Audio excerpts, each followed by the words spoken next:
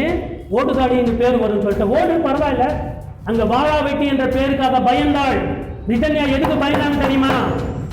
என்ன வாழா வெட்டி என்று சொல்லட்டுமே, எங்க அப்பாவுக்கு கெட்ட பேர் வரும், வரட்டுமே. அவர் 3 கோடி செலவு பண்ணி செய்தாரு. இன்னொருத்தர் சொல்றாரு, கல்யாணம் ஆன உடனே கிச்சன்ல கத்தி சிசரு எல்லாமே எடுத்துடுறாங்க. எப்போ இவ குத்துவானே தெரியாது. இது கிரிமினல்.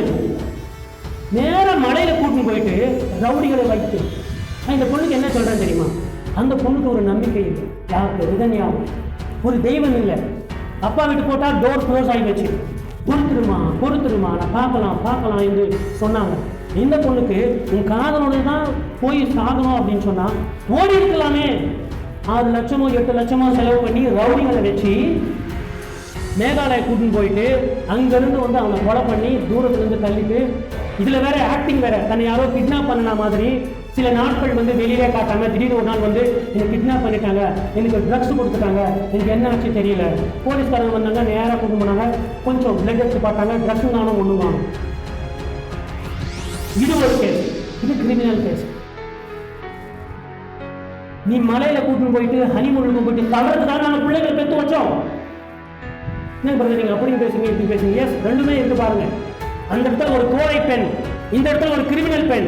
எங்க பசங்களை வந்து பெற்று அவனை வளர்த்து அவனுக்கு படிக்க வச்சு மேட்ரிமோனியில பார்த்து நல்லா இருக்க பெண்ணை என் மகளுக்கு என்னுடைய மகனுடைய வாழ்க்கைக்கு துணையாக இருப்பாளே என்று சொல்லி இவனுக்கு திருமணம் பண்ணி வச்சது நீ மலையில குடும்பம் தள்ளுறதுக்கா? உனக்கு தேவைப்பட்டிருந்தா அவனை கொலை பண்றதுக்கு அவ்வளவு யோசிச்சியே, அந்த பணத்தை சேர்த்துக்கிட்டு காதலனோட ஓடி இருக்கலாமே. ஏன் ஓட்டுக்காடின்னு பேர் வரும்னு சொல்லிட்டு, ஓடு பரவாயில்ல, அங்க வாழா வெட்டி என்ற பேருக்காக பயந்தாள். ரிட்டன்யா எதுக்கு பயந்தான்னு தெரியுமா?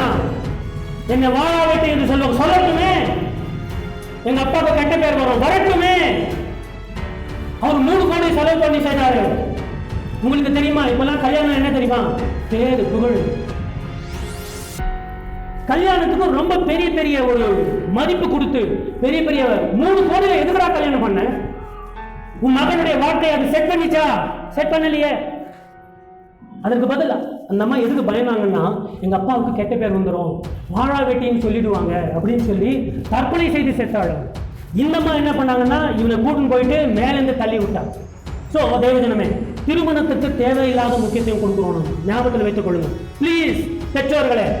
இல்லை பிரதர், திருமணம் பண்ணக்கூடாதா? திருமணம் பண்ணுங்க, உங்க தகுதிக்கு ஏற்ற மாதிரி பண்ணுங்க.